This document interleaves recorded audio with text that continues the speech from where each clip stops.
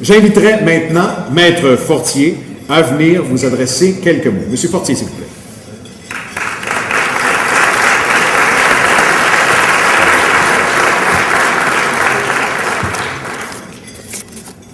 Alors, je veux vous remercier dans un premier temps pour vous être déplacés. C'est un excellent dîner. Alors, mes salutations à tous. Alors, je suis un peu déçu parce que j'avais mon discours décrit. Là, maintenant, je dois me débrouiller autrement. Alors, je veux profiter de l'occasion pour vous dire que nous allons avoir un nouveau projet. Notre projet, ce sera le lancement économique de l'autoroute 30, l'événement qui aura lieu le 19 avril prochain. Vous avez certainement entendu parler du pôle logistique de transport. Alors, le pôle logistique de transport, il y a eu plusieurs débats. Nous, dans l'Est, le Sud-Est, on voulait s'approprier le pôle logistique de transport. Il y a les gens du Sud-Ouest qui voulaient également le pôle logistique de transport. Et nous avons été interpellés à la Chambre de commerce avec l'autoroute 30. Il y a des gens qui nous ont dit, vous savez, l'autoroute 30 pourrait être le pôle logistique de transport. Et on a considéré que c'était une excellente idée. On a mis sur pied un projet que vous allez en entendre parler au cours du prochain mois, parce que le 19 avril, nous aurons cet événement très attendu. La Chambre de commerce en matière de transport, on a travaillé fort au cours des dernières années. Vous vous souviendrez que nous avons participé à la coalition Champlain en chantier-camp. Nous avons obtenu un engagement du ministre. On n'a pas encore notre pont, mais le pont, on va l'avoir. Vous savez, tout n'est pas parfait. On a un petit débat là, sur le péage sur les ponts, si vous suivez l'actualité. On suit ce débat-là tous les jours. On a tenu un événement Vision Transport afin d'établir nos priorités en matière de transport. Et là, nous avons la 30. Puis la 30, ça fait longtemps qu'on en parle. La Chambre de commerce est impliquée depuis des années avec la 30. Et la 30, là, c'est phénoménal. Ceux qui l'ont utilisé pour aller dans l'Ouest, on évite beaucoup de trafic. Il y a des gens qui disent que le tunnel Louis-Hippolyte est moins occupé avec la 30. Mais il y a tout l'aspect économique relié à la 30 qui est important. Alors, c'est pour ça que le 19 avril, on veut vous recevoir en grand nombre. Cela dit, on bénéficie dans notre agglomération de la présence d'une femme, Mme Saint-Hilaire, qui est une femme d'action, une femme déterminée, je dois vous le dire. Pour ceux qui ne le savent pas, Mme Saint-Hilaire est également en très grande forme physique parce qu'elle va avoir à accomplir un grand défi, devrais-je dire.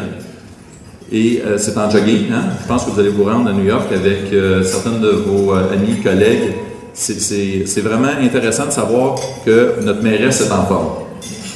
Surtout qu'elle défend bec et ongle les intérêts de Longueuil. Elle veut faire grandir notre ville. Vous savez, c'est elle qui a mis sur pied notre premier forum économique de l'agglomération de Longueuil, qui a été suivi d'un deuxième.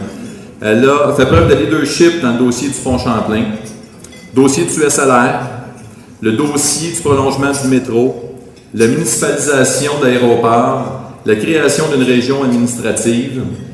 Elle a également lancé un vaste programme d'infrastructure municipale de 100 millions dans Longueuil. Elle a également obtenu les Jeux du Québec pour l'été 2014 qui amènera des retombées économiques de 8 millions. Bref, on est très choyés de l'avoir à titre de présidente de l'agglomération de Longueuil et mairesse de Longueuil et je vous remercie beaucoup d'être présent aujourd'hui.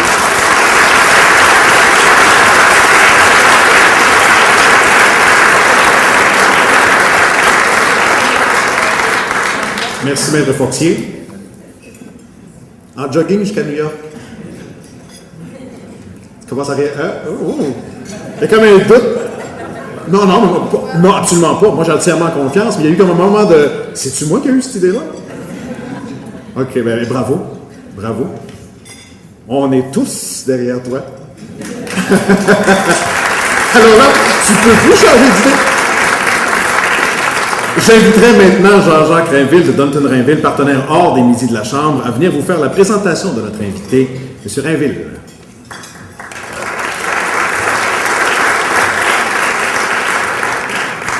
Bonjour, chers amis. En fait, le temps passe bien vite. Il y a de cela déjà 3 ans, nous avions le plaisir d'accueillir ici même à cette tribune la nouvelle mairesse de Longueuil, Mme Caroline Saint-Hilaire. Elle nous avait surpris par sa détermination, sa pugnacité et son leadership. Nous avons depuis 3 ans pu prendre la véritable mesure de cette femme de défi, car elle ne craint pas de faire face à l'adversité, au contraire. Sa vision de notre avenir, nous l'avons vu la dessiner auprès du monde socio-communautaire, en matière de vie culturelle, où son engagement pour toutes les expressions de celle-ci, la lecture, l'écriture, le théâtre, la musique, le cinéma, sont remarquables. Mais elle s'est aussi engagée auprès de la jeunesse et de l'activité physique. D'ailleurs, on vient de voir que cet engagement est même très personnel, et l'obtention des Jeux du Québec en témoigne éloquemment. À titre de présidente du RTL, elle s'est souciée de l'accessibilité du transport en commun, ce qui a engendré plusieurs nouvelles politiques du RTL. Son engagement pour le développement économique de notre région, elle l'a aussi affirmé à maintes reprises. Rappelons le rôle déterminant qu'elle a joué dans l'aboutissement du dossier du pont Champlain. D'autres grands enjeux l'intéressent, comme l'aéroport de Saint-Hubert. En fait, il faut que la Rive-Sud continue de parler fort. On l'a vu dans les médias il y a quelques jours. Je pense qu'elle a bien fait comprendre au palier de gouvernement supérieur que la Rive-Sud ne restera pas silencieuse, qu'elle a des besoins et elle les représente très bien. En fait, la mairesse de Longueuil a choisi de voir loin, de nous dessiner un avenir qui va continuer de gagner en couleur. Bien sûr, cet avenir passe par des investissements publics significatifs dans nos infrastructures, par le développement économique, mais aussi par une reconnaissance de l'importance du développement social. Sa force vient de l'équipe qu'elle s'est construite au fur et à mesure qu'elle s'appropriait les leviers de cette machine que constitue l'administration de l'agglomération de Longueuil. Aujourd'hui, elle en est le véritable patron. C'est pourquoi nous avons bien hâte qu'elle nous fasse part de l'évolution de cette vision, de ce qu'elle nous dessine pour l'avenir. Mesdames et messieurs, accueillons la mairesse de Longueuil, Mme Caroline Saint-Hilaire.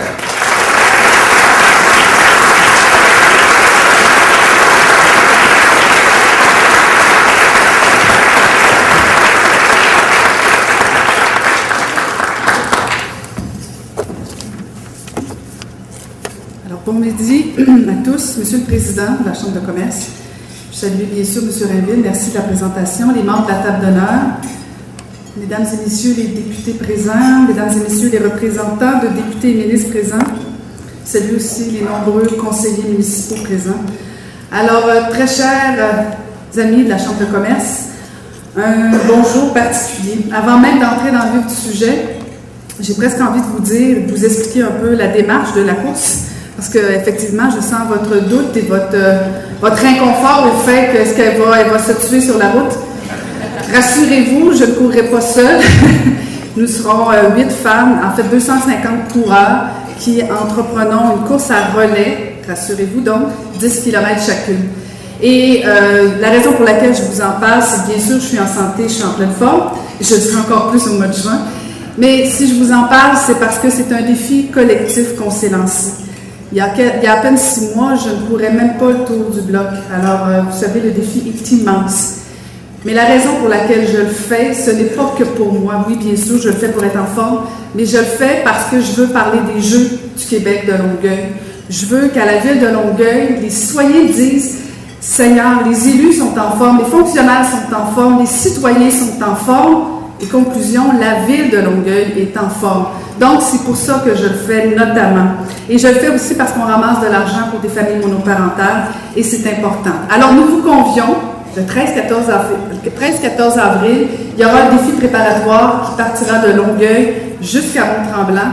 Alors, vous serez invités à courir avec nous un petit 10 km, un petit 20, un petit 30, un petit 80, ce que vous voulez.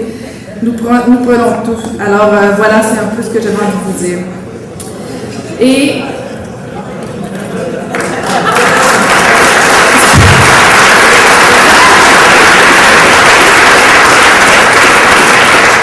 alors, ceux et celles qui ont applaudi, c'est parce que vous allez venir courir avec nous.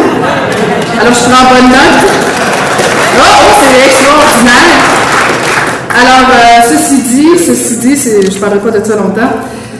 J'aurais presque envie de vous dire qu'on pourrait faire 10-12 push-ups tout le monde ensemble, mais je ne vous ferai pas ça non plus. Et là, je suis un peu malheureuse parce que, Vous savez, on me reproche souvent d'être toujours après mon téléphone et d'être toujours dans l'univers des médias sociaux. Et là, ma présentation tombe un peu à plat. Voilà, merci, Monsieur le Directeur des Ressources humaines. Tombe un peu à plat parce que nous n'avons pas d'équipement électronique. Mais voilà, c'est le lot de mon travail. Constamment, il faut faire preuve d'imagination, de créativité. Mais je vais quand même toutefois rester dans mon texte parce que sinon, ça ne tiendra pas la route. Et j'avais envie de prendre une photo de vous tous, si vous me le permettez. Ce sera comme ça, voilà. Donc, souriez. Alors, vous allez vous retrouver incessamment sous peu sur mon compte Twitter. Et je sais que la plupart d'entre vous, vous êtes tous habiles avec soit votre petit iPhone, votre petit BlackBerry. Et je pense qu'au niveau personnel comme professionnel, ce sont des équipements qui sont maintenant indispensables. Mais même si on ne peut plus ignorer cet univers, c'est surtout comme collectivité qu'on ne peut plus l'ignorer. Alors aujourd'hui, de quoi je vais vous parler? Je vais vous parler du Longueuil version 3.0. Ça veut dire quoi, ce Longueuil 3.0? Ça veut dire d'avoir une vision, de la planifier. Ça veut dire avoir une idée de ce qu'il faut faire aujourd'hui pour des résultats demain. Ça veut dire de penser Longueuil, de le penser aussi ensemble. C'est ça ma vision du Longueuil 3.0. Avouez que c'est un sacré beau défi, ça aussi, un défi incontournable, un défi stimulant et collectif. Il faut, mes amis, dessiner notre ville, notre agglomération ensemble. Une ville où les énergies que nous dépensons rencontrent le moins d'obstacles possible pour que les affaires, en fait que pour vos affaires, tournent mieux, tournent à plein régime. Mais avant même de rêver, dessiner une ville, ça prend d'abord et avant tout une économie solide, une économie forte et surtout, ça prend une population confiante. Et c'est en ce sens que notre administration a travaillé au cours des 3 dernières années. Et comme je sais que vous êtes des gens qui aiment des faits, parce que vous êtes pragmatiques, alors voici des faits. Longueuil a accueilli pour 1,2 milliard de dollars d'investissement sur son territoire au cours des 3 dernières années. Juste l'année dernière, la valeur totale des permis de construction a atteint le demi-milliard de dollars, précisément 444 millions. Et qui dit augmentation des valeurs de permis, dit augmentation de la valeur du parc immobilier. Et juste pour chez nous, pour Longueuil, on parle d'une valeur de 25 milliards de dollars. Une illustration concrète de notre Longueuil 3.0, eh bien, c'est la place Charlemagne. Ma vision de cette place est d'en faire un milieu de vie urbain, moderne et humain aussi. Un vrai beau centre-ville. Ma philosophie est de se servir des investissements publics comme d'un levier pour stimuler les investissements privés. Déjà, la Ville y a consacré à ce jour près de 40 millions de dollars. Et notre projet de rénover l'immeuble du métro a fait boule de neige. Aujourd'hui, c'est plus qu'à propos. En effet, on dénombre maintenant des projets totalisant au moins 130 millions de dollars au cours des 3 prochaines années à la place Charlemagne. D'abord, une entente avec le promoteur Trioves pour la valorisation de l'immeuble du métro pour des investissements de plus de 80 millions de dollars. Ensuite, une promesse d'achat par la Société d'assurance vie qui veut investir plus de 30 millions pour un immeuble à bureaux de 12 à 14 étages. Et enfin, un projet d'édifice résidentiel et commercial de 11 étages, juste à côté du campus de l'Université de Sherbrooke, qui verra jour très prochainement. Un projet aussi de plus de 20 millions de dollars. Et pour couronner le tout, au début de l'été, nous allons inaugurer l'esplanade de la place Charlemagne. Ça veut dire quoi? Ça veut dire une rue Saint-Charles ouverte sur une vraie place publique. Enfin, une vraie entrée de ville avec du caractère. Enfin, une entrée de ville à l'ère du Longueuil 3.0.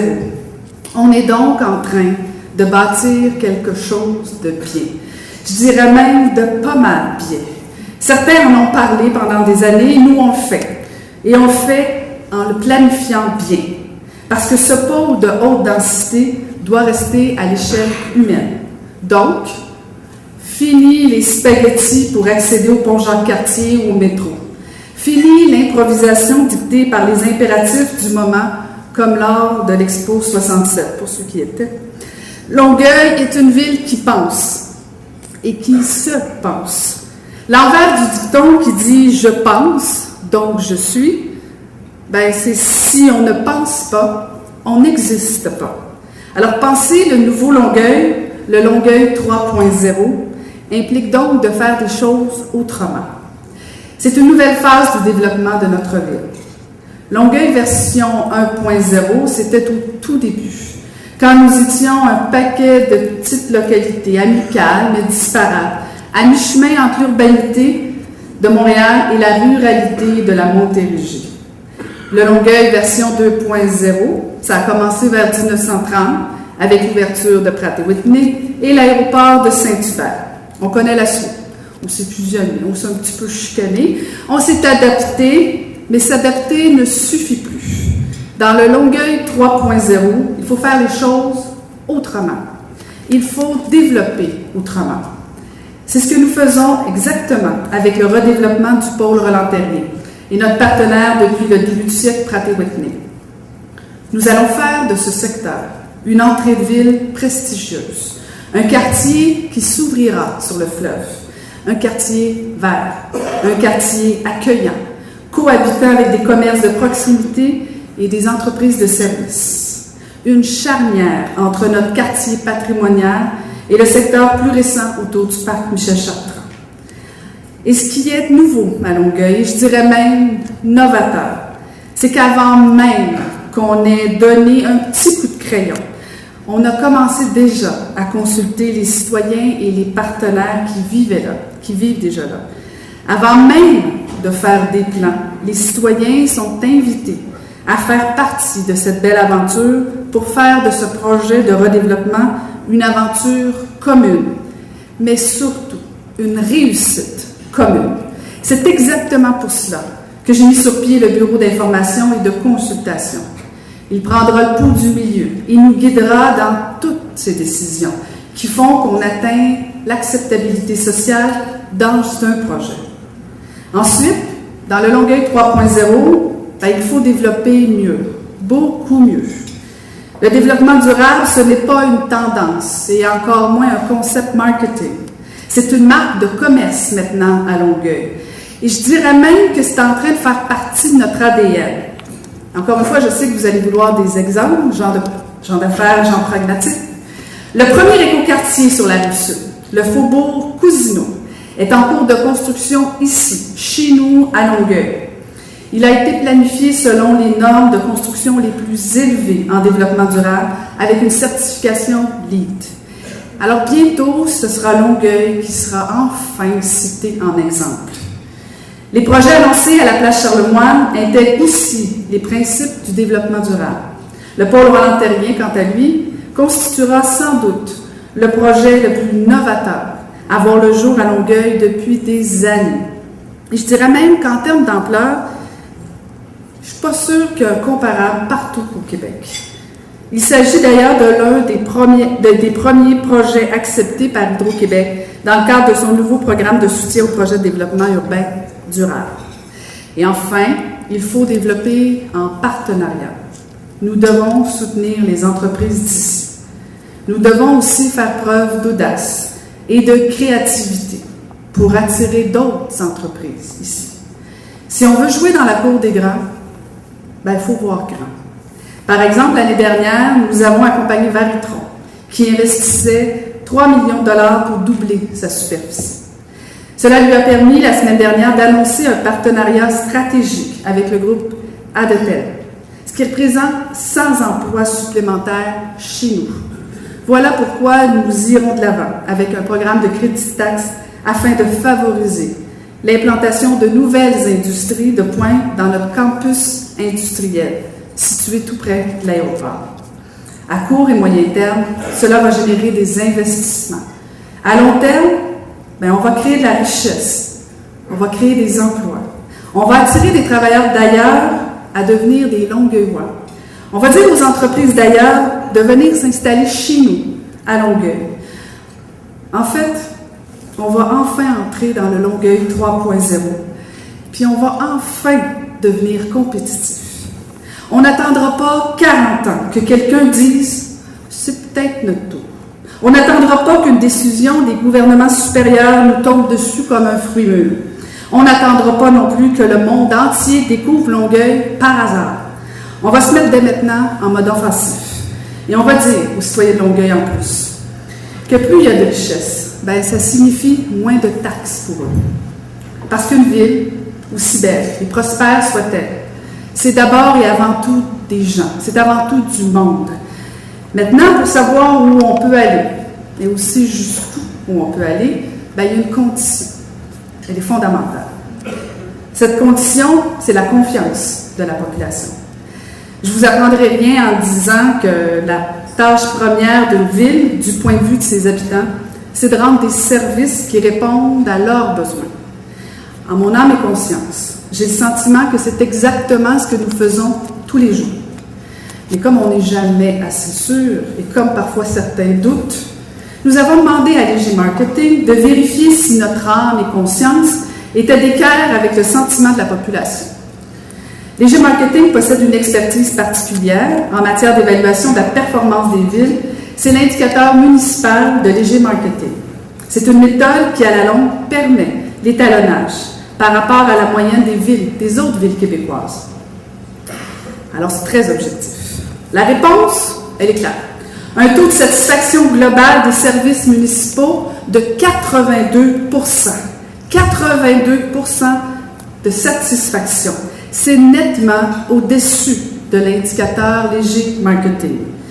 Et comme vous allez sûrement penser que je ne suis pas objective, alors je me permets de citer les propos de l'experte qui disait « Les résultats obtenus sont exceptionnels ».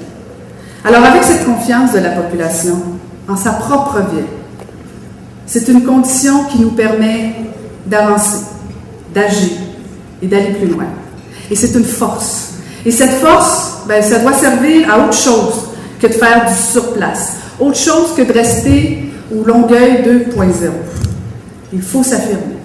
Il faut tous s'affirmer et aller vers le Longueuil 3.0. En parlant d'affirmation, permettez-moi un petit aparté puisque le président de la Chambre a ouvert grand la porte. Sur la question des péages, on entend toutes sortes de choses. Au début, on nous a dit « pas de péage, pas de pont ». Ensuite, on nous a dit une surtaxe sur le péage du pont Champlain pour financer les infrastructures du transport collectif de Montréal. Et là, maintenant, on parle de péage sur les ponts Mercier, Champlain, Jacques-Cartier pour financer les entretiens.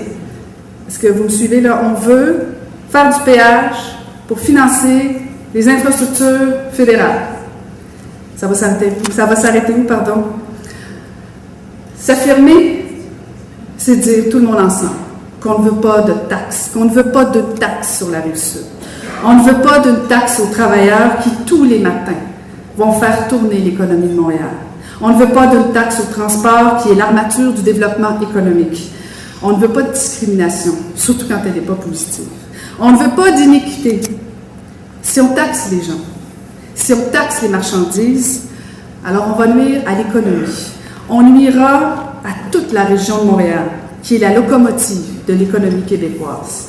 Et ce matin même, à la communauté métropolitaine, j'ai demandé aux collègues, les membres de la communauté métropolitaine, d'adopter une résolution pour demander une rencontre urgente avec le ministre, bien sûr, mais aussi pour s'opposer à ce péage sur les 3 ponts de la Rive-Sud.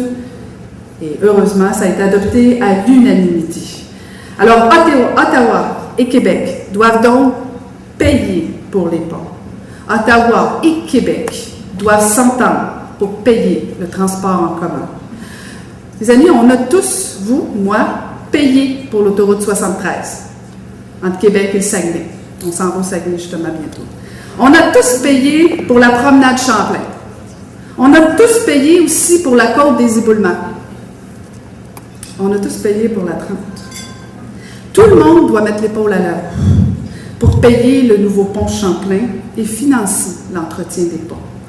Et je dirais plus que ça. Tout le monde doit payer pour le transport en commun. C'est l'affaire de tous. Le transport en commun doit justement devenir une priorité pour tous. Doit devenir l'affaire de tous. Parlant de priorités, ben, nous en avons encore. Nous en avons encore plusieurs pour 2013. Mais elles placent encore et toujours le citoyen au cœur de sa vie. Et elles sont résolument tournées vers le développement économique de notre ville. Alors, attachez votre truc. On va investir 60 millions de dollars dans les projets de développement urbain. On va investir 50 millions de dollars dans la revitalisation des quartiers et des infrastructures. On va investir 20 millions de dollars dans les parcs et les espaces verts. On va investir 12 millions de dollars dans le transport collectif et actif, dont le premier tronçon du service rapide de bus sur le boulevard Roland-Terrien et aussi la mise en place de l'offre de transport collectif gratuit pour les 65 ans et plus.